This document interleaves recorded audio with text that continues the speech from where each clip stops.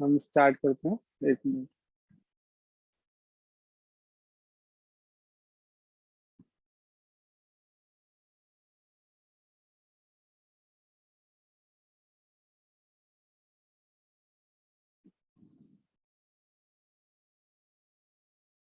चलिए मंगलाचरण करेंगे। नमो हरिहंताणं, नमो सिद्धाणं, नमो आयरीयाणं, नमो उवज्झायाणं, नमो लोये सव्यसाहुणम्। मोक्षमार्गस्य नेतारं, भेतारं कर्मभूभृतां, ज्ञातारं विस्तृतत्त्वानां, वन्दे तद्गुणलब्धये। त्रैकाल्यं द्रव्यषट्कं, नवपदसहितं जीवषट्कायलेस्याः, पञ्चान्ये चास्तिकाया, व्रतसमितिगतिज्ञानचारित्रभेदाः। एतेतन्मोक्षमूलं त्रिभुवनमहितैः प्रोक्तुमर्हद्भिरीशैः। प्रत्येति श्रद्धाति स्पृशति च मतिमान् यः स वै शुद्धदृष्टिः। सिद्धे जयप्रसिद्धे चौविहाराहणाफलं पत्ते, वन्दिता अर्हन्ते वोच्छम् आराहणाकंसो। उज्झोवणमुज्झवणं निर्वाहुणं साहुणं चरणेच्छरणं, दंसणानचरितं तवाणमाराहणा घड़िया। आज हमारा दूसरा अध्याय भी पूरा हो जाएगा। तो कल से तो हम जो पढ़ने का भी काम करते हैं, तो उसमें हम एक मिनट कहाँ गया। अरे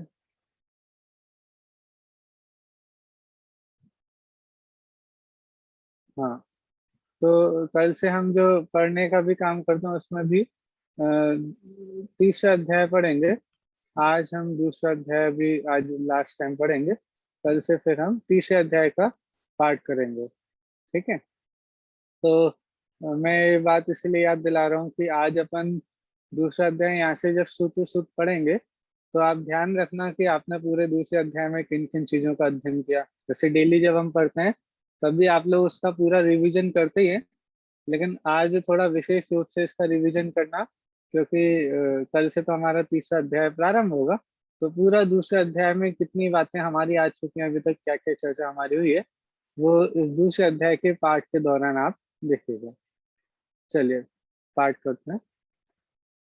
औपसमिक क्षयको भावौ मिश्रस्य जीवस्य स्वतत्व मौदय पारिणामिकौ च द्विनवाष्टादशैकविंशति त्रिभेदा यथाक्रमम् सम्यक् तो चारित्र्ये ज्ञान दर्शन दान लाभ भोगोपभोग निर्याणी च ज्ञान ज्ञान दर्शन लब्ध्य चतुस्त्री त्रिपंच भेदा सम्यक् तो चारित्र संयमा संयमाश्च गति कषाय लिंग मिथ्या दर्शना ज्ञान संहिता सिद्ध लेस्याश्चतुश्चतुस्त्रय कैकैक षड्भेदः जीव भव्या भव्यत्वानि च उपयोगो लक्षणं साधुविदोस्त चतुर्भेदः संसारिणो मुक्ताश्च समनस्का मनस्कः संसारिणस्त्रिशस्थावरः पृथ्वीव्यप्तेजो वायु वनस्पतयः स्थावरा द्विन्द्रियादयस्त्रिशः पंचेन्द्रियाणि द्विविधानि निर्वृत्तुत्कर्णे द्रव्येन्द्रियं लब्ध्युपयोगो भावेन्द्रियम् स्पर्शन रसन घ्राण चक्षु श्रोत्राणि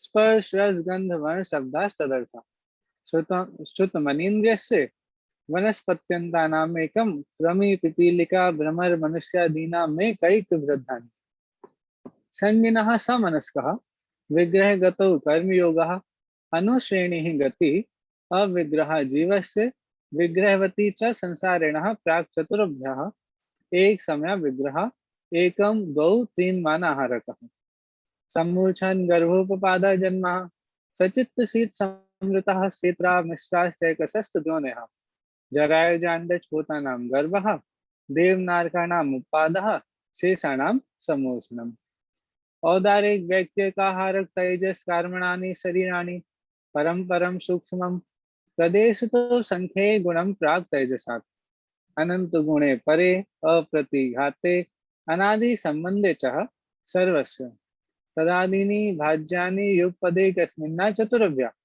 निरुपभोग मंत्रम गर्भ सम्मूर्छन जमाद्यम औपादिक वैकिरकम लब्धि प्रत्ययम च तैजसमपि शुभम विशुद्धमव्याघाति चाहारकम प्रमत्त संयतस्यैव नारक सम्मूर्छनो नपुंसकानि न देवाः शेषास्त्रिवेदः औपादिक चर्मोत्तम देहा संख्ये वर्षायुषो नपवर्त्यायुषो।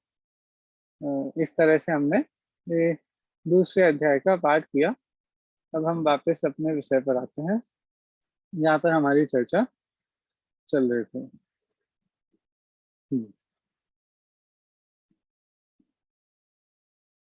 कल हमारी चर्चा हमें आखिरी सूत्र जो 53 नंबर का सूत्र है इस पे चर्चा प्रारंभ की थी।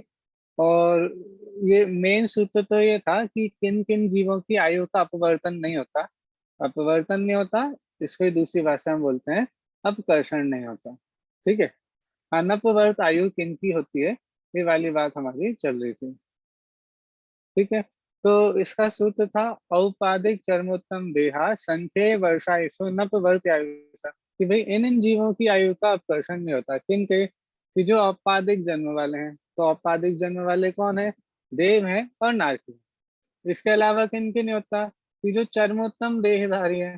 तो जिनकी चरमोत्तम देह है, अंतिम देहधारी जो जीव है, उनकी भी आयु का अपकर्षण नहीं होता। ठीक है, फिर मतलब जो उसी भाव से मोक्ष जाने वाले जीव है उनकी आयु का अपकर्षण नहीं होता। फिर एक और बात क्या थी कि जो उत्तम शयनन वाले होते हैं उन उत्तम शयनन वाले जीवों के भी आयु का अपकर्षण नहीं होता है। ठीक है, और फिर एक और बात बताई थी कि जो असंख्यात वर्ष की आयु वाले जो जीव होते हैं, असंख्य वर्ष आयुषो, तो उन जीवों का भी अपकर्षण नहीं होता। वो कौन होते हैं जी? भोग भूमि जो जीव होते हैं ना, भोग भूमि, भले ही मनुष्य में हो, भले ही तिरंज में हो, लेकिन उनकी यदि असंख्यात वर्ष की आयु जो भोग भूमि के जीव होते हैं उनकी भी आयु का अपकर्षण नहीं होता। अब जब ये टॉपिक चल रहा था तो एक बात क्लियर की थी कि इसमें एक बात ध्यान रखना है कि आयु का अपकर्षण, कौन सी आयु का अपकर्षण नहीं होता। तो आयु दो प्रकार की थी, एक तो था भुज्यमान आयु और दूसरी थी बद्धमान आयु। ठीक है, तो जो बद्धमान आयु है उसमें तो सभी के अपकर्षण पॉसिबल है। ठीक है, बद्धमान आयु जो आयु बंध गई लेकिन अभी उदय में आना प्रारंभ नहीं हुई है, तो वो तो मरण के पहले जो अंतिम अंतर मुहूर्त है वहां तक भी चांस होता है कि उसमें अपकर्षण आदि हो जाए। ठीक है, जैसे यहाँ अभी मनुष्य भाव में है, आपको आयु बन गई थी कौन सी? देव गति की। अब आप यहाँ पर अभी जब तक मनुष्य भाव में, मरण के अंतिम अंतर मुहूर्त तक आपकी उस आयु को चेंज करने का मौका रहता है। ठीक है, तब तब भी वो चेंज हो सकते हैं वहां, तब भी इसमें अपवर्तन आदि हो सकते हैं। ठीक है, इसीलिए तो हमारे यहाँ भी ये परंपरा चलती है कि भाई यदि मरण सुधर जाए तो हम कहते हैं हाँ भैया इसका भाव सुधर गया। क्यों? क्योंकि मरण सुधर गया ना। मरण समय पे परिणाम यदि समता भाव पूर्वक मरण होता है, देह जब त्याग की तब समता परिणाम थे, किसी भी प्रकार के तीव्र राग द्वेष के परिणाम नहीं थे, तो हम यही कहते हैं भैया इनकी आयु, इनकी गति सुधर गई। क्यों? क्योंकि अंतिम अंतर मुहूर्त में भी यदि अच्छे परिणाम है तो उसके माध्यम से भी आयु में अपवर्तन आदि हो जाता है, उत्कर्षण आदि हो जाता है। देव आयु में उत्कर्षण आदि हो जाएगा। यदि कोई अशुभ आयु हो तो उसका अपवर्तन आदि भी हो सकता है। तो ये सारी चीजें कब, किसके? कि जो बद्धमान आयु है उसके। लेकिन अब जो आयु उदय में आ चुकी है, उदय में आ चुकी है मतलब जो अभी वर्तमान में जैसे हमारी मनुष्य आयु चल रही है, तो इस मनुष्य आयु में भी चेंज हो सकता है। आयु में चेंज हो सकता है मतलब जो आयु बंधी थी, ठीक है, उसका अपकर्षण आदि हो सकता है। तो वो बुद्धिमान आयु में भी अपकर्षण किन के हो सकता है, वो वाली बात यहाँ बताई। कैसे बताई? कि भाई इनके नहीं होता है, इनके अलावा बाकी सबके होता है। ये जो यहाँ पे जो गिना दिए, जो अपादिक जन्म वाले हैं, चरमोत्तम देह वाले हैं, असंख्य वर्ष की आयु वाले हैं, इन लोगों के नहीं होता है, इन जीवों के नहीं होता है। बाकी जीवों के वर्तमान आयु में जो बुद्धिमान आयु है उसमें भी अपकर्षण आदि होता है। ठीक है, तो ये हम चर्चा कर रहे थे। यहाँ तक की चर्चा हमारी कल काफी डिटेल में भी चली थी।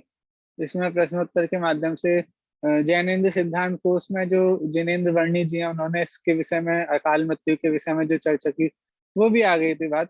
प्रश्न ही अच्छा था कि भाई आप अकाल मृत्यु कहते किसे हो? तो उन्होंने बोला अकाल मृत्यु, हाँ ठीक है, जो हमारे कर्म सिद्धांत में कोई अकाल मृत्यु नाम का कोई वैसा कॉन्सेप्ट नहीं है। आयु कर्मों की, देखो कर्मों की अवस्थाएं तो बताई है ना, 10 अवस्थाएं बताई है, या फिर उदय उपशम क्षय उपशम ये बोला जाता है। नहीं तो 10 अवस्थाएं आ जाती हैं, जिसमें उत्कर्षण अपकर्षण संक्रमण उदीर्ण आदि ये सारी अवस्थाएं भी आ जाती हैं। तो ये अवस्थाएं, अकाल मृत्यु आयु कर्म की कोई अकाल मृत्यु संबंधी कुछ ऐसे तो नहीं आता। तो उन्होंने बोला कि हम जो जिसे अकाल मृत्यु कहते हैं ना, वास्तव में कर्मों की भाषा में वो जो उदीर्ण होती है अपकर्षण होता है उसको ही अकाल मृत्यु कह देते हैं। कोई अलग से कोई कर्मों की वो नहीं होती है, अलग से कोई स्थिति नहीं है।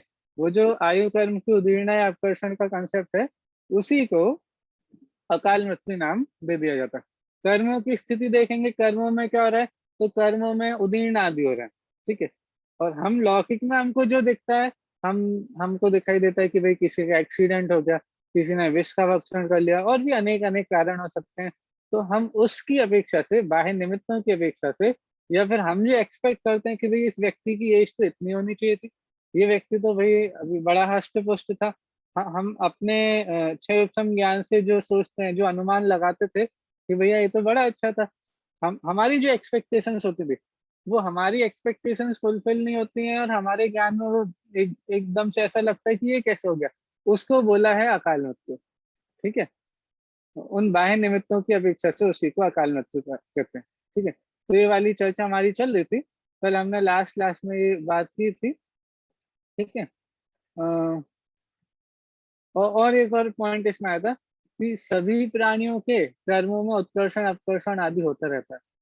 देखो इस सिद्धांत से हम बहुत कुछ अपने परिणामों को अच्छा बना सकते हैं। देखो मैं इस पॉइंट को, ये जो है ना ये वाला पॉइंट, इसको मैं फिर से थोड़ी सी चर्चा कर रहा हूँ।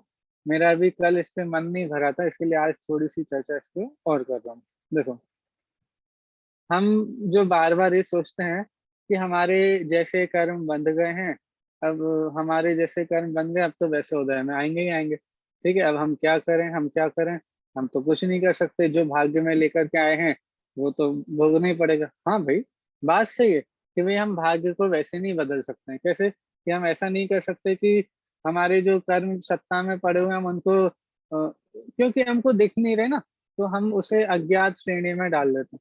लेकिन एक कर्म सिद्धांत बहुत अच्छा ये है कि जैसी जैसा आपने कर्म बांधा हो वैसा आपको भोगना पड़े, ये जरूरी नहीं। अरे आज तक तो हम यही सुन रहे थे कि भी जैसा बांधा है वैसा भोगना ही पड़ेगा, जैसा बीज बोया है फल भी वैसे ही मिलेंगे। यदि बबूल का बीज बोया है तो बबूल के ही फल मिलेंगे। हाँ, तो आम के फल तो उसमें नहीं मिलने वाले, ठीक है, बात सही है। ये बाहर की बातों में यही होता है, सभी जो हमारी लौकिक घटनाएं होंगी उसमें वैसे ही देखा जाता है। लेकिन कर्म का स्वरूप ही कुछ ऐसा है कि आपने जिन कर्मों को बांधा है वो सत्ता में पड़े पड़े भी बदल सकते हैं। कैसे कैसे बदलेंगे कि वो आपके परिणामों के निमित्त से उनमें परिवर्तन हो सकते हैं। देखो जैन दर्शन का मूल प्रयोजन ये है कि हम अपने परिणामों में विशुद्धि बढ़ा पाते हैं नहीं बढ़ा पाते। संयोग कितने हैं कितने नहीं है उससे आपके सुख दुख का संबंध बिल्कुल नहीं। आपके परिणामों में विशुद्धि कितनी है, विशुद्धि। अब विशुद्धि भी हम कभी कभी नहीं समझते हैं, विशुद्धि का मतलब, आप विशुद्धि शब्द बोल रहे हो, इस विशुद्धि से क्या समझना। भाई आपके जीवन में क्षमता भाव कितना है, धैर्य भाव कितना है, परिस्थिति को, वस्तु व्यवस्था का जो परिणमन हो रहा है, हर हर चीज का, लोगों का, वस्तुओं का, दुनिया का जैसा जो परिणमन हो रहा है, क्या आप उसको वैसा स्वीकार करने की सामर्थ्य रखते हो। जिसका जैसा परिणमन है, जिन भी चीजों का, सभी चीजों का जिसका जैसा परिणमन हो रहा है, उसको यदि हम वैसा स्वीकार करने की सामर्थ्य रखते हैं, यही हमारे परिणामों की विशुद्धि है। ठीक है। तो इस विशुद्धि के बल पे होगा क्या, इस विशुद्धि के बल पे आपके कर्मों की जो सत्ता में पड़े हुए कर्म है वो उनमें चेंज हो जाता है, अपने आप चेंज हो जाता है। असाता कर्म का उदय साता में बदल जाता है। हमारे संयोग आदि असाता कर्म, नाम कर्म आदि के उदय, घातिया अघातिया सभी प्रकार के कर्म के उदय, इनमें बहुत चेंज हो जाता है। हाँ? हम अपने जीवन में भी देखते हैं, जिन जीवों के बड़ी विशुद्धि रहती है, उनकी बुद्धि प्रतिभा आदि सभी का विकास होता है। बाहर की भी जो सामग्री आदि हम देखते हैं, संयोगों की व्यवस्था जो देखते हैं, वो भी उन जीवों के स्वयं में बड़े आसानी से स्वयं में बढ़ती है, जो उनके पीछे भागते नहीं है। जो जो जिनके परिणामों में विशुद्धि बहुत रहती है, उनके बाहर की अनुकूलताएं भी लोग उनकी सेवा करने करने को दौड़ते हैं। हाँ, अब ये स्थिति है, जिस जीव की विशुद्धि होती है, उस विशुद्धि का पुण्य दास है। फिर से आपके परिणामों में यदि विशुद्धि है, तो पुण्य आपकी उस विशुद्धि का दास है। पुण्य तो पीछे पीछे आएगा। हम परेशान होते हैं ना कि भाई हमारे साथ ऐसा हो रहा है, हमारे साथ वैसा हो रहा है, हमारी ये व्यवस्था नहीं बन रही, हमें इतनी प्रतिकूलता है। अरे भैया, आप अपने परिणामों में विशुद्धि को बढ़ाइए, समता भाव को बढ़ाइए, वस्तु स्थिति को स्वीकार करने की सामर्थ्य बढ़ाइए। तो जैसे जैसे वो सामर्थ्य बढ़ती है ना, ये आपको मोक्ष मार्ग में आगे बढ़ने के लिए तैयार करते हैं। थोड़ा विचार करो। हम सभी को मोक्ष तो जाने ही है। हम तो अभी मंगलाचरण में भी पढ़ के आए क्या, वंदे तद्गुण लब्धे, क्या ना, मोक्ष मार्ग से नेतारम भेतारम कर्म भूवृताम ज्ञातारम विश्व तत्मानाम वंदे तद्गुण लब्धे। हे भगवान, हम तो आपके जैसे बनने के लिए आपको नमस्कार कर रहे हैं। हे भगवान, हम मंदिर आते हैं, आपके दर्शन करते हैं, क्यों करते हैं? आप जैसा बनना है, इसीलिए आपके पास आते हैं।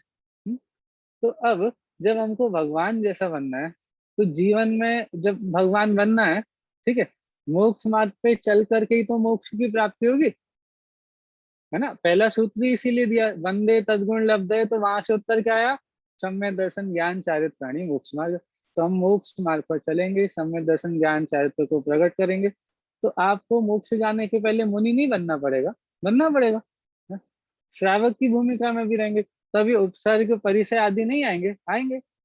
कितनी कितनी वस्तु स्थिति, मतलब कितना कितना कैसा कैसा कर्म का उदय नहीं आ सकता है। हाँ, लेकिन अभी हम थोड़े से में परेशान हो जाते हैं, लेकिन हम अपने आप को तैयार नहीं कर रहे हैं। यदि हमारा लक्ष्य ही बन जाए कि हमको तो भैया मुनि अवस्था धारण करके सिद्ध भगवान बनना है, हमारा तो यही लक्ष्य है। छोटी चीज तो छोटी सोच ही नहीं रखनी, हमारा तो लक्ष्य ही बड़ा। जिनका लक्ष्य बड़ा होता है, वो छोटी छोटी चीजों में परेशान नहीं होते हैं। तो यदि हमने ये लक्ष्य बना के रखा है कि हमें तो सिद्ध अवस्था प्राप्त करनी है, अब संसार में जो जो छोटी छोटी चीजों पर हम परेशान होते हैं, हम होना बंद हो जाएंगे। अब उपसर्ग परिसर ये भी हमें कुछ नहीं कर पाएंगे। हाँ? जब न ऐसी ऐसी अवस्थाओं में, चार गति में हम कहाँ कहाँ कैसी कैसी अवस्थाओं में नहीं गए, वहां हमारा कुछ नहीं हुआ, तो अब ये क्या हो जाएगा? हाँ? हम अपने परिणामों को कैसे अ, मजबूत बना सकते हैं, इसके लिए खूब चिंतन करना पड़ेगा। प्रसंग बना, उसमें कसाय कर देना, ये बहुत आसान काम है। क्यों? क्योंकि वो आप बहाव में बह जाते हो, समझ ना। प्रसंग कोई बना, हमारे साथ भी होता है, सबके साथ ऐसा होता है, लेकिन ऐसी सोच तो हम डेवलप करें जिससे हम अपने परिणामों को मजबूत बना पाए। प्रसंग बनने पे कसाय प्रकट कर देना, ये बहुत हल्का काम है।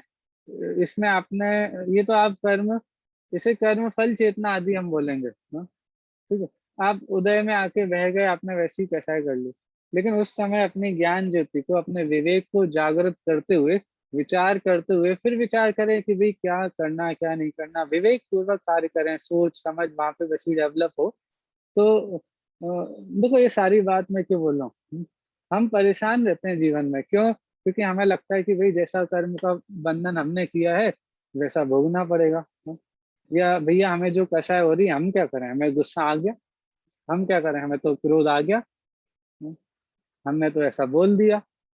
हमें गुस्सा आता तो हम, हमें कुछ दिखाई नहीं देता, हम तो फिर बोल देते हैं। अरे भैया, थोड़ा विचार करो, हाँ? ऐसे कषाय के उदय में बहने लग जाएंगे, तो फिर हम मोक्ष मार्ग में तो हमें कितने बड़े बड़े कर्मों से लड़ना है, कैसे कैसे उदय नहीं आ सकते, उन सबके सामने हमको जब समता धारण करके आगे अपने मोक्ष मार्ग में बढ़ना है, मोक्ष हमारा लक्ष्य है, वो प्रकट करना है, तो छोटी छोटी चीजों से हम क्यों परेशान हो रहे हैं? तो बहुत विचार करना पड़ेगा कि जैसा कर्म बंधा है, वैसा ही उदय में आएगा क्या? हमारी जैसी अभी स्थिति बाहर से, हम अपनी मनस्थिति को वैसी बना के रखेंगे कि हम, जरूरी है क्या, ये नियम है क्या? नहीं, हाँ, ये नियम नहीं है, हाँ? जैसा बंधा है वैसा उदय में आए, जरूरी नहीं। क्यों नहीं है? हाँ? ये तो आप अभी तक तो शुरू से तो यही बोलते थे कि भाई जैसा कर्म बंधा है वैसा उदय में आएगा, जैसा कर्म बंधा है वैसा उदय में आएगा। हाँ, कर्म बंधा है उदय में आएगा, लेकिन जैसा बंधा था वैसा ही उदय में आए, जरूरी नहीं। क्यों? क्योंकि आपके परिणामों के निमित्त से, हमारे परिणामों के निमित्त से कर्म सत्ता में पड़े पड़े भी चेंज हो जाते हैं। उदय में आने के थोड़ी देर पहले भी चेंज हो जाते हैं। बहुत बहुत तीव्र पाप का उदय आने वाला था, बहुत बड़ा नुकसान होने वाला था, लेकिन वो जीव तो धर्मात्मा जीव था। और धर्मात्मा जीव था तो उसके पाप का उदय, तीव्र पाप का उदय बहुत छोटे से पाप के उदय में आकर के चला गया। हम तो उदाहरण भी सुनते हैं ना, पाठशाला वगैरह में पढ़ाते हैं। क्या पढ़ाते हैं कि एक व्यक्ति था, ठीक है, वो मंदिर जा रहा था, ठीक है, तो मंदिर जा रहा था तो उसको पैर पे जाते चलते चलते पैर में ठोकर लगी, ठीक है, और वो गिर पड़ा। ठीक है, एक ये केस है। दूसरा, एक व्यक्ति सिनेमा देखने के लिए जा रहा था, मूवी देखने के लिए जा रहा था, और उसे रास्ते में 500 का नोट मिल गया। है? अब देखो, एक व्यक्ति मंदिर जा रहा था, मंदिर जा रहा था और वो गिर गया और उसके पैर में ठोकर लगी, ठीक है, और दूसरा, मंदिर जाने वाले को पैर में ठोकर लगी और सिनेमा देखने वाले को रास्ते में 500 का नोट मिल गया। हाँ, अब देखो, विचार करो, हम पुण्य पाप की व्यवस्था सोचेंगे तो कैसा लगेगा। मंदिर जाने वाले का पाप का उदय था और मूवी देखने के लिए जो जा रहा था उसका पुण्य का उदय था। अरे भैया, आपने अभी कर्म थ्योरी नहीं देखी, वो तो केवल ज्ञानी को दिखाई दे रही है। क्या हुआ कि भैया, जो जी मंदिर जा रहा था, बड़े अच्छे परिणामों से मंदिर जा रहा था, उसका तो बहुत बड़ा एक्सीडेंट होना था। हाँ, लेकिन उसके परिणामों की निर्मलता के कारण से वो उतना पाप का उदय छोटा होकर के, उसका अपकर्षण होकर के वो बिल्कुल छोटे फॉर्म में आया, उसको बस थोड़ी सी ठोकर लगी। और दूसरा जीव जो सिनेमा देखने गया, हम देख रहे हैं उसका पुण्य का उदय है, क्यों? क्योंकि उसको 500 रुपये मिल गए। लेकिन क्या हुआ भैया, उसको मिलने वाले थे 1 लाख रुपए, लेकिन अभी उसके जो विषय कषाय में इतने परिणाम लग रहे थे, ठीक है, जिसके कारण से उसके ऐसे परिणाम हुए, तो अब उसको 1 लाख की जगह सिर्फ कितने मिले? 500। ये सारी चीजें हम विचार नहीं करते ना, तो हम सोचते नहीं कि ऐसा भी हो सकता है क्या। ये कर्म की थ्योरी, ये कर्म की भैया जी, थ्योरी पे आप सोचो। हाँ जी। ये क्या बिना उदय में आए अपकर्षण भी हो जाते हैं? जैसे जो हमारे कर्म है वो तो हम्म, उदय में आते ही आते हैं। हाँ अगर कि जैसे जिस हिसाब से अगर हम निर्जरा कर रहे हो तब एक अलग चीज हो जाती है, और हाँ। अगर हम उसी में ही रम जाते हैं तो वो हम्म, हमारे उदय में आए वो तो झड़ गए, बट और नए हाँ कर्म बन जाते हैं। हाँ, और नए कर्म बनते हैं, सही बात है। हाँ, लेकिन आपने ये बताया था कि उदय में जैसे नहीं आते और वो अपकर्षण हो जाते हैं, वो थ्योरी थोड़ा हाँ देखो, उदय में क्लियर नहीं नहीं हुई। आते, उदय में नहीं आते का अर्थ इतना है कि जैसे बंधे थे वैसे उदय में नहीं आते। उदय में तो आएंगे, जो कर्म बंधा है वो बिना उदय में आए तो फिरेगा नहीं, उदय में तो आएगा।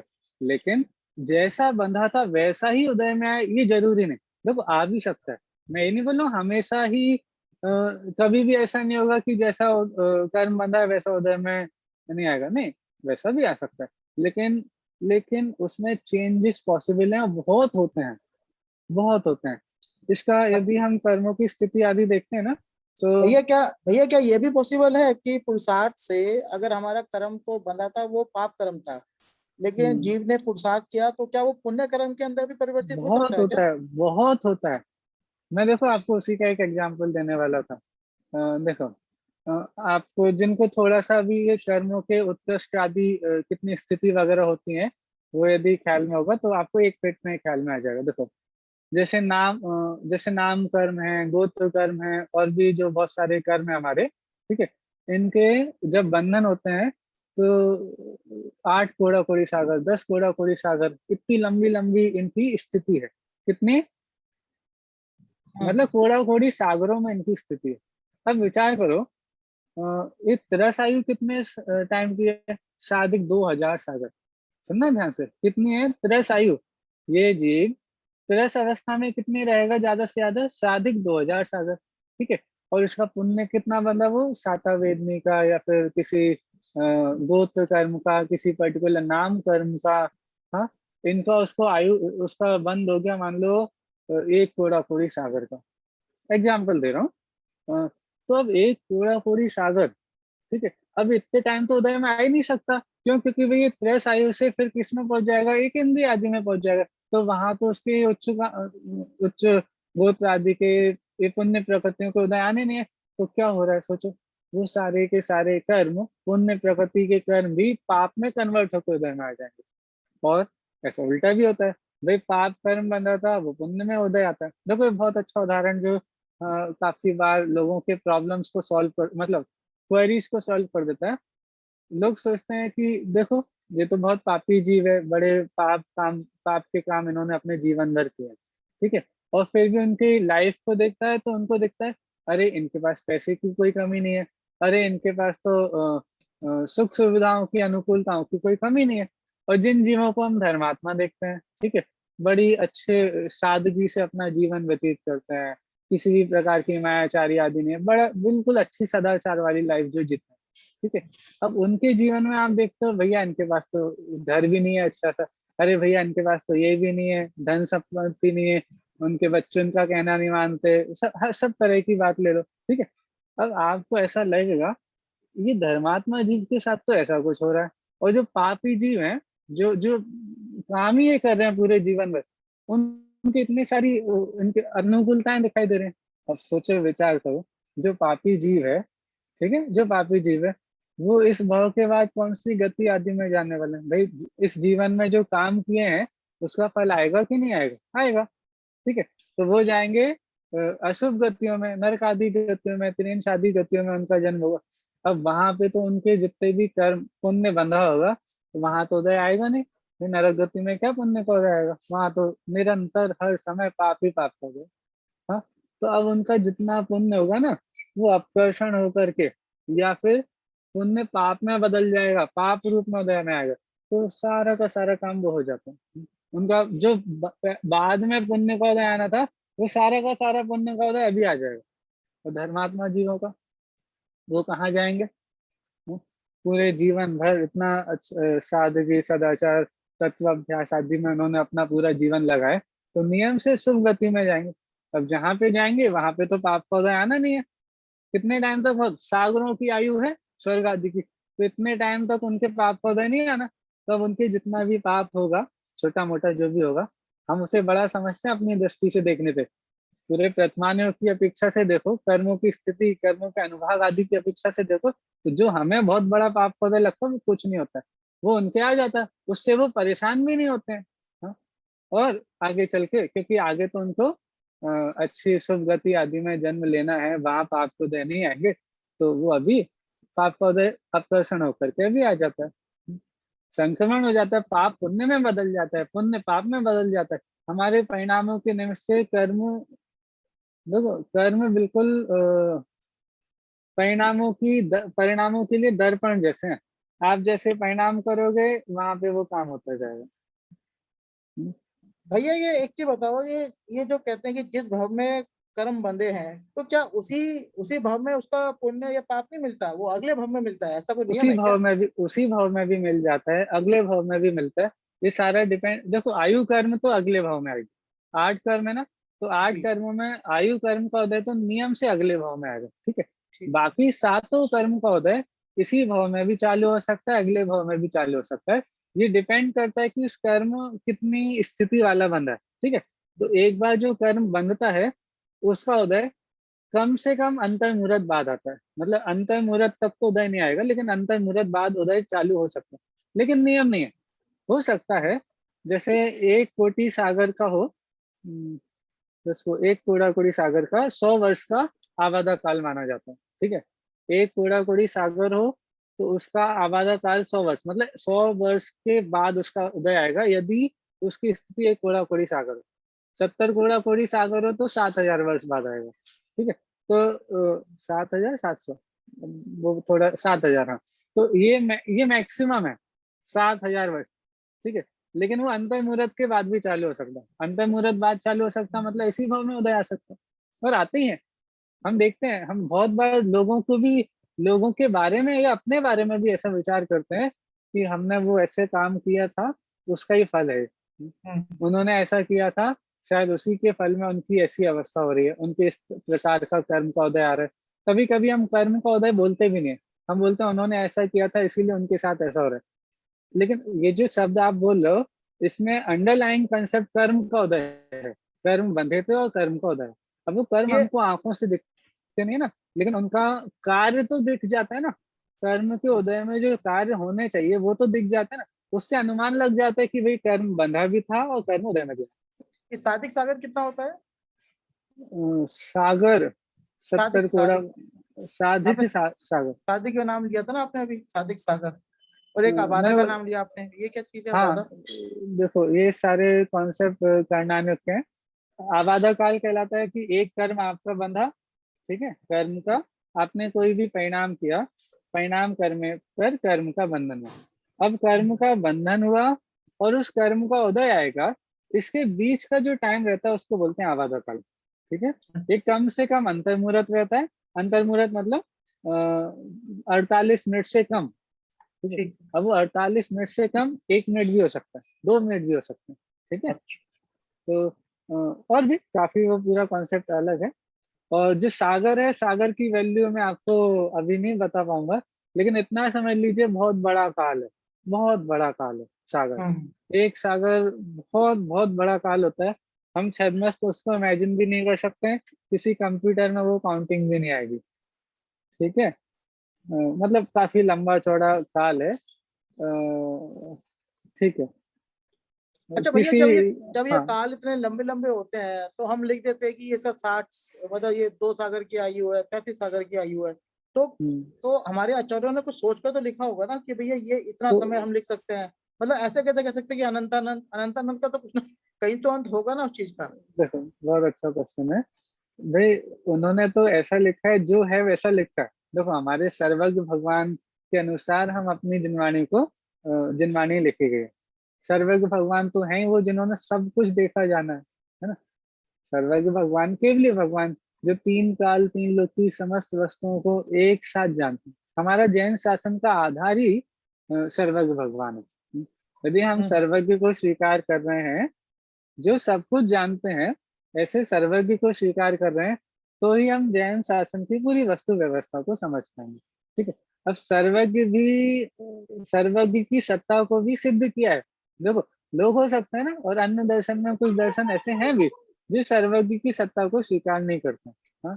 तो हमने उनके सामने सर्वज्ञ की सत्ता को भी सिद्ध करके बताया कि सर्वज्ञ होते हैं, कैसे होते हैं, वो सारी चर्चा है। मतलब उनके लिए तर्क दिया है, हेतु दिया है, हेतु से सिद्ध किया है। सर्वज्ञ नहीं मानने में क्या क्या दोष आएंगे वो भी बताए हैं, जिससे सहज रूप से वो बात सिद्ध होती है। अब इतने लंबे लंबे काल की बात, तो भैया सर्वज्ञ के ज्ञान में आए हैं, और उनकी वाणी के अनुसार हमारे आचार्यों ने उन ग्रंथों की रचना की। हमारे आचार्य कैसे होते हैं, विचार करना, सत्य महाव्रत के धारी होते हैं। सत्य महाव्रत का स्वरूप समझते हैं आप, एक अंश भी झूठ का नहीं होगा, किसी भी कीमत पे, किसी भी रीजन पे उनकी वाणी में कभी भी झूठ नहीं आएगा। सत्य महाव्रत के धारी है, अंश मात्र भी झूठ नहीं होगा। अहिंसा, सत्य, अचौर, ब्रह्मचर्य, अपरिग्रह, ये हमारे पंच महाव्रत हैं मुनिराजों के। उन्होंने इन ग्रंथों की रचना की है। देखो हम आपको किसी प्रकार की कोई अभिलाषा हो, कोई स्वार्थ हो, हाँ, आपसे, मुझे आपसे किसी प्रकार का कोई स्वार्थ हो, या किसी मेरा कोई प्रयोजन सिद्ध करना हो, ठीक है, तो फिर उस कारण से मैं झूठ बोलूंगा। मेरे कोई राग द्वेष का पोषण मुझे करना हो, ठीक है, कुछ अभिलाषाएं हो, कुछ आकांक्षाएं हो, उसके कारण से मैं झूठ बोलूंगा। लेकिन हमारे मुनिराज, उनका तो जीवन ही निष्प्रय होता है, हाँ? चलते फिरते सिद्धों जैसा जिनका जीवन होता है, वो झूठ क्यों बोलेंगे, उनकी वाणी में झूठ क्यों आएगा। तो जैसा है, जो वस्तु स्थिति है, जैसा है स्वरूप, जैसा है वैसा उन्होंने लिखा है, ठीक है। तो अनंत अनंत काल भी लिखा है, तो वो है, उतना लंबा काल है, हाँ? देखो अब लंबे काल की बात भी मैं आपको समझाता हूँ। देखो विचार करो, हमारे अभी वर्ल्ड में जो हमको दिखाई देता है, यहाँ पे जो जस्टिस सिस्टम है, लीगल सिस्टम है, किसी ने कोई पाप किया, ठीक है, अ, अब जो पाप बाहर से दिखाई देता है, उसका तो पनिशमेंट मिल जाता है। किसी ने किसी की हत्या कर दी मान लो, ठीक है, तो भी हमारे कॉन्स्टिट्यूशन में उसके लिए सजा है। किसी ने एक जीव की हत्या की, उसके लिए भी कॉन्स्टिट्यूशन में सजा है। किसी ने 100 जीवों की हत्या कर दी, उसके लिए भी सजा है। लेकिन मान लो किसी जीव की हत्या करने पे फांसी की सजा है, तो भाई एक जीव ने हत्या की, एक जीव की तो भी उसे फांसी, और यदि किसी ने 100 200 400 लोगों की हत्या कर दी, टेररिस्ट अटैक होते हैं जहाँ पे कितने सारे लोग मारे जाते हैं। हाँ, अब उस जीव को भी सजा मिली तो उसे भी फांसी मिल रही है। ठीक है, तो यदि ये जस्टिस विचार करें तो हमको लगता है नहीं भैया यहाँ जस्टिस नहीं हुआ। एक ने एक जीव का घात किया उसे भी फांसी, और एक ने हजारों जीवों की जान ली उसको भी फांसी, तो सजा तो एक सी हो गई, जबकि पाप तो बड़ा अंतर है। हाँ, तो आपको विचार करना पड़ेगा। नेचर में ऐसा इनजस्टिस नहीं होता, नेचर में सबके साथ पूरा पूरा जस्टिस है। जैसा परिणाम आपने किया है वैसा कर्म का बंधन होता है। हाँ? अब वो आपको यहाँ उसका उदय नहीं दिख रहा है कि भैया यहाँ तो उसको पूरा उसके पाप की पूरी सजा नहीं मिली, लेकिन नेचर में ऐसा इनजस्टिस नहीं होगा। उसके साथ जो कर्म की फिलोसफी है, कर्म व्यवस्था है, वो चल रही है, ये प्राकृतिक है। ये कोई भगवान मेंटेन नहीं कर रहे हैं कर्म व्यवस्था की, कोई भगवान होंगे जो पूरे कर्मों को मेंटेन कर रहे हैं, नहीं, ये सभी प्राकृतिक है, प्रकृति का बिल्कुल सहज सिस्टम है। हम जैसा कार्य करते हैं हमारे जैसे परिणाम होते हैं। अब एक और बात इसमें भी, कोई जीव बाहर से जो पाप कर रहा है उसकी तो सजा आपने वो तो हमें दिख गई तो हम उसकी सजा मिल जाती, लेकिन यदि अंदर ही अंदर परिणामों में कुछ चल रहा है तो हमारी जितने भी हमारे हम जो पाप करते हैं, क्रियाओं में पाप ना के बराबर होता है, मतलब बहुत कम होता है, अत्यल्प होता है। अधिक से अधिक पाप हमारा कहाँ होता है, मानसिक।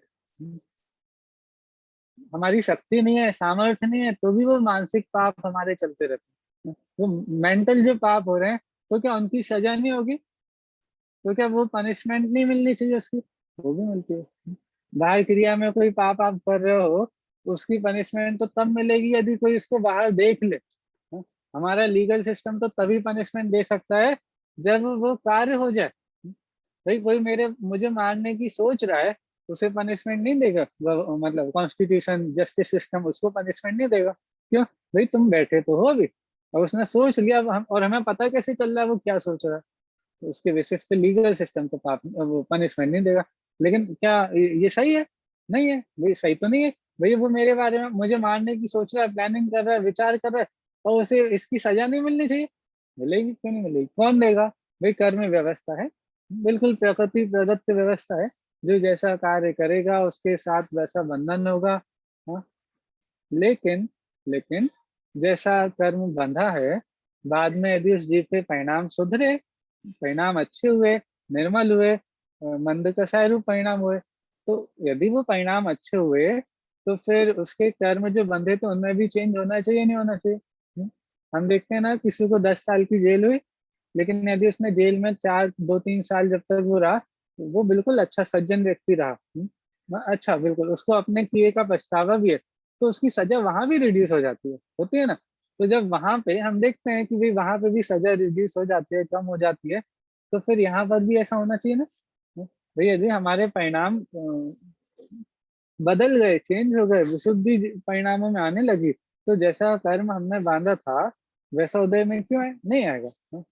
हम तो घर पे भी ऐसा देखते हैं, क्या कि भाई यदि बच्चे ने गलती की, ठीक है, अब बच्चे ने गलती की तो माता पिता थोड़ा डांटते हैं, ठीक है, लेकिन वो खुद आके बता दे कि मेरे से ऐसी गलती हो गई है, तो हम डांटने के पहले एक बार तो सोचते हैं कि भैया देखो गलती गलत, ठीक है, माना, लेकिन अब वो उसे ख्याल भी तो आ रहा है कि इससे गलती हुई है, और उसे स्वीकार भी कर रहा है, खुद बता भी रहा है, तो हम उसको थोड़ी कम सजा देते हैं, या ये सजा माफ भी कर देते हैं, उल्टा उसे शाबाशी देने लग जाते हैं। अरे एक तो वो गलती करके आ रहा है, आप उसे शाबाशी दे रहे हो, हाँ क्यों? क्योंकि उसने गलती स्वीकार कर लिया, वो बदल गया, बदलने में भी 1 मिनट भी नहीं लगा और बदल गया।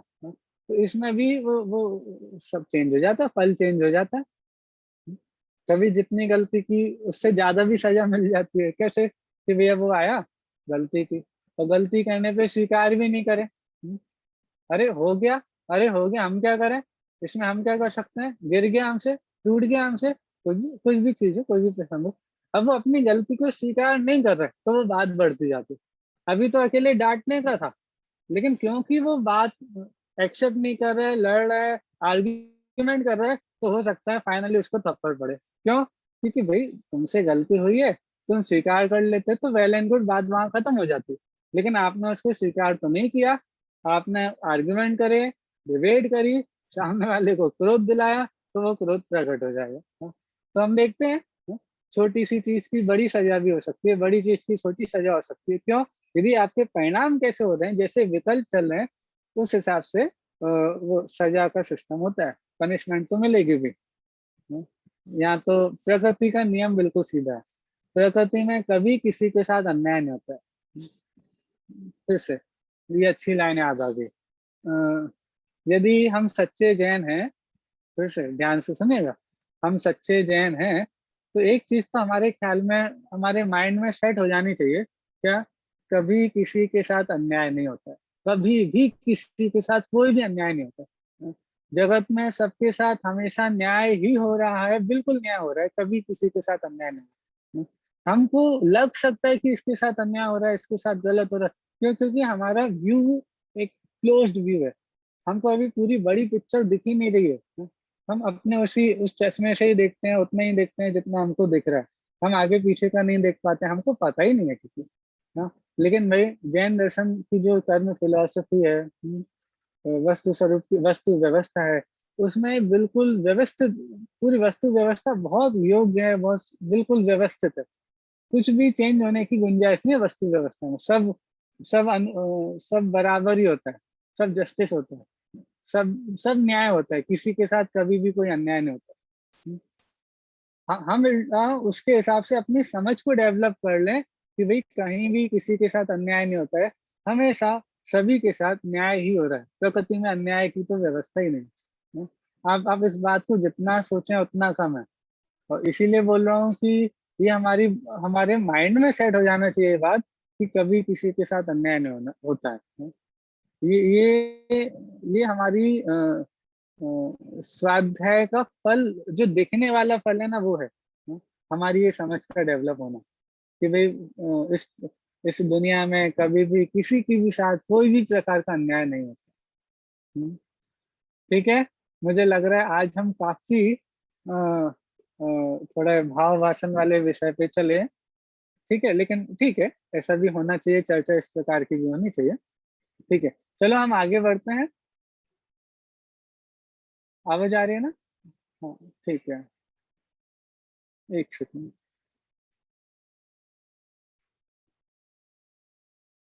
ताऊ जी आप कुछ बोल रहे हैं क्या? मुझे आवाज नहीं आ रही, एक मिनट।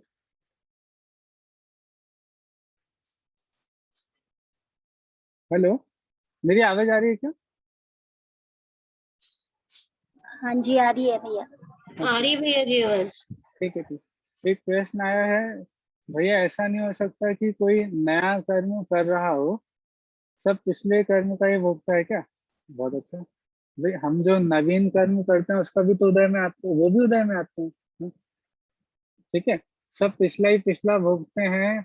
देखो वही बात चले, जैसा बांधा है वैसा वैसा ही भोगने का नियम नहीं। हाँ, ये पक्की बात है कि हमारे बहुत समयों के कर्म बंधे हुए हैं, बहुत समयों के कर्म बंधे हुए हैं, उनका उदय भी आता है। बहुत सारे समयों में बंधे हुए कर्मों का उदय एक साथ आता है।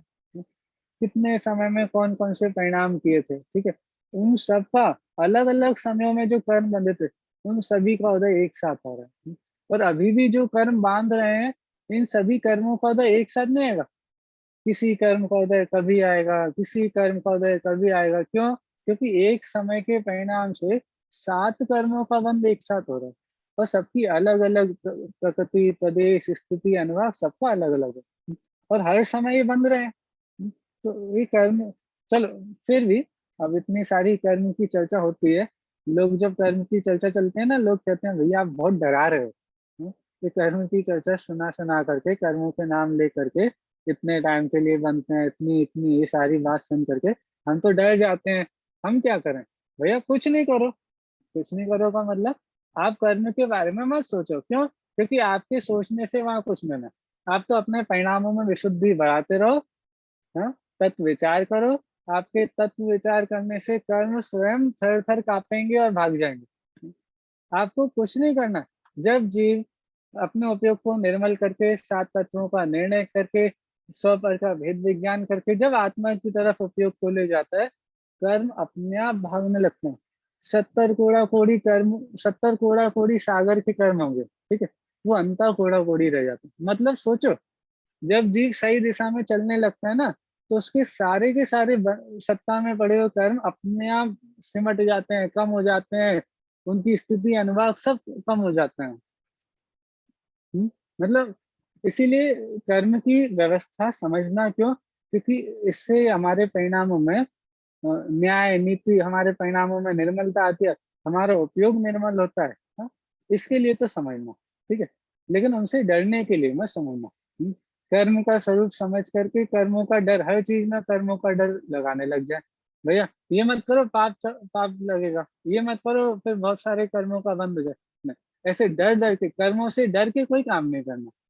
क्यों? क्योंकि भाई हमें हमारा लक्ष्य कर्मों, वो तो हमको दिख भी नहीं रहा। पॉजिटिव सोचना है ना, हमें तो अपने परिणामों में विशुद्धि को बढ़ानी है। उसके निमित्त से कर्मों की व्यवस्था अपने आप अपने तरीके से वो संचालित हो रही है। हमारे सोचने विचारने से उसमें, उस व्यवस्था में कोई परिवर्तन नहीं होना, वो अपना काम कर रही है, आप अपना काम करो। हम अपने परिणामों पे अपना उपयोग केंद्रित करें कि हमें अपने परिणामों को कैसे सुधारना है। कर्मों को सुधारना है, वो सुधरेंगे कैसे?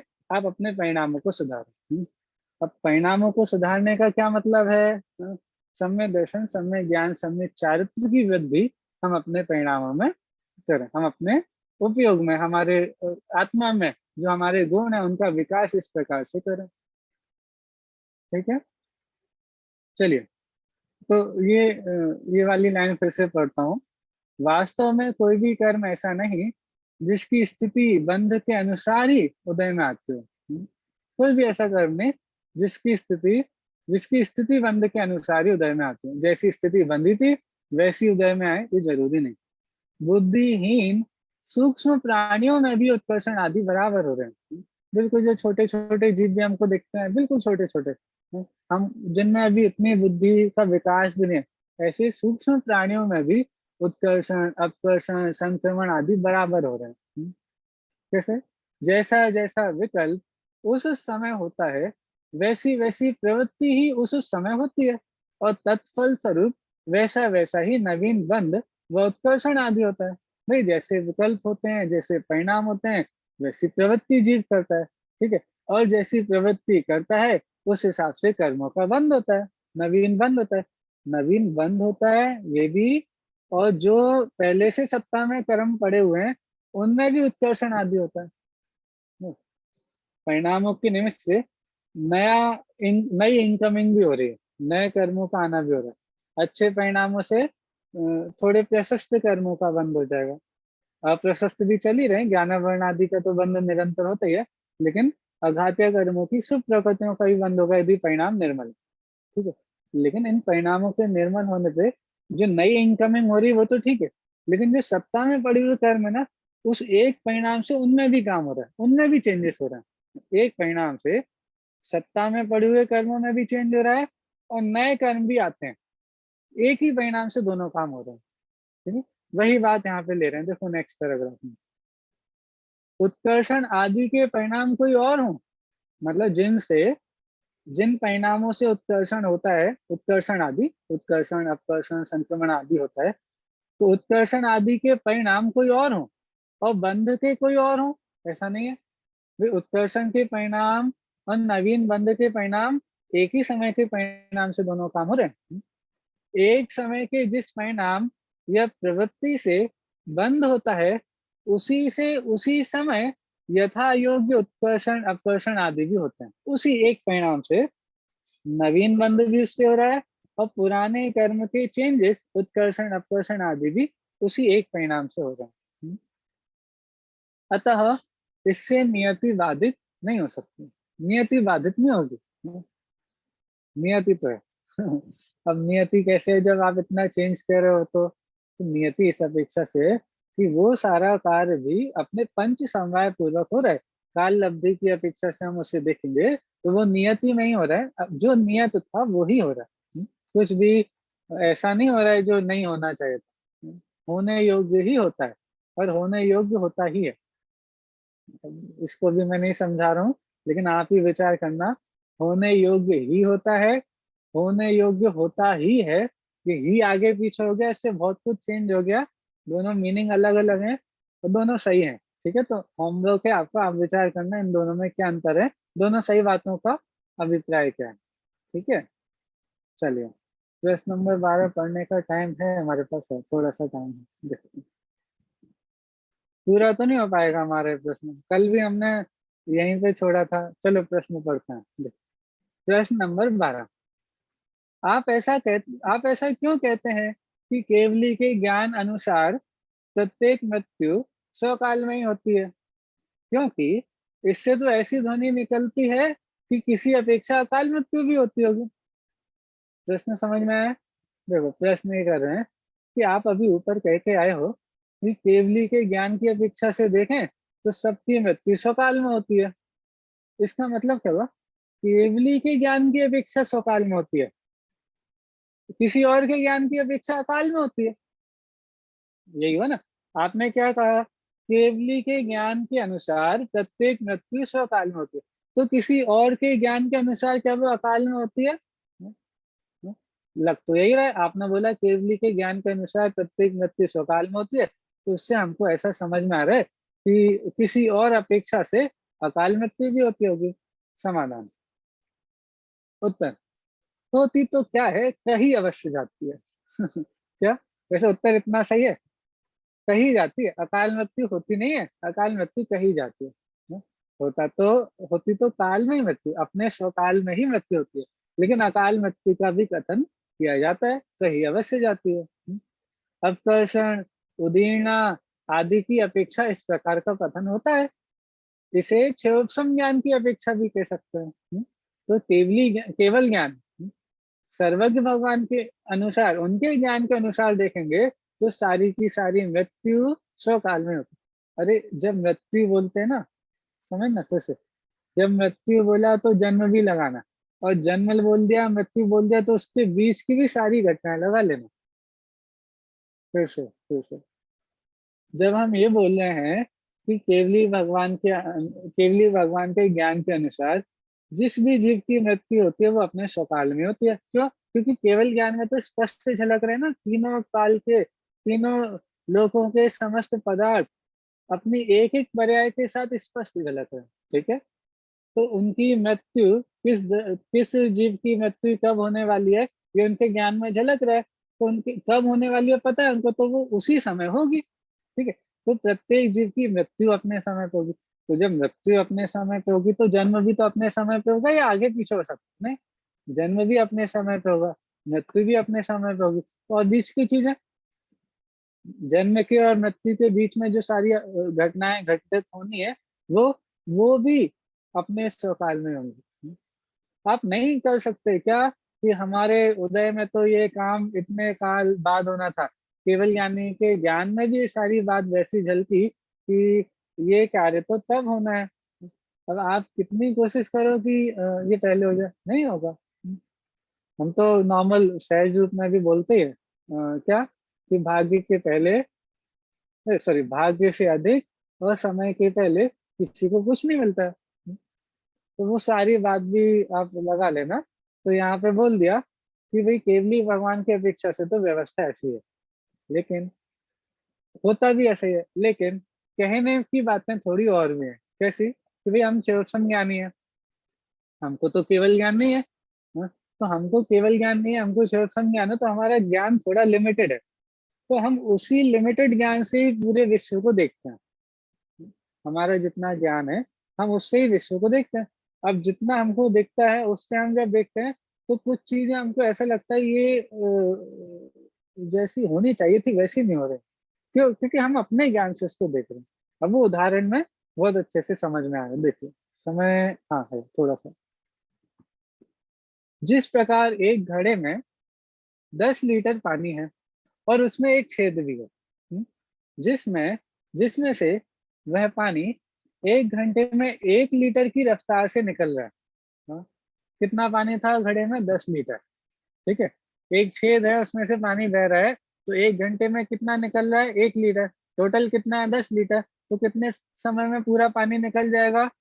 10 घंटे में। ठीक है, देखो यदि गणितज्ञ से पूछा जाए कि वह घड़ा कितने समय में खाली हो जाएगा, तो वह अपने गणित अनुसार 10 घंटे ही बताएगा, जो कि सही ही है। सही बात है भी, 1 घंटे में 1 लीटर तो 10 लीटर कितने समय में? 10 घंटे में। पर यदि किसी भी भविष्य ज्ञानी से पूछा जाए कि वह घड़ा कब तक खाली हो जाएगा, तो वह यह भी बता सकता है कि 5 घंटे में। क्यों? कैसे? क्योंकि उसे यह भी पता है कि 5 घंटे बाद एक बालक की ठोकर से ये घड़ा लुढ़क जाएगा, और पानी एक साथ पूरा निकल जाएगा। तो पूरा घड़ा खाली होने में फिर कितना समय लगा? 5 घंटे तो लगे। क्यों? क्योंकि भाई हमारा तो यही क्वेश्चन था ना कि वो घड़ा कितने समय में खाली होगा। तो जो भविष्य ज्ञानी है उसको पता है आगे क्या होना, तो उन्होंने तो देख लिया, उन्होंने बता दिया कि ये 5 घंटे में खाली हो जाएगा। अब गणित की अपेक्षा उसे असमय से खाली होना कहा जाएगा।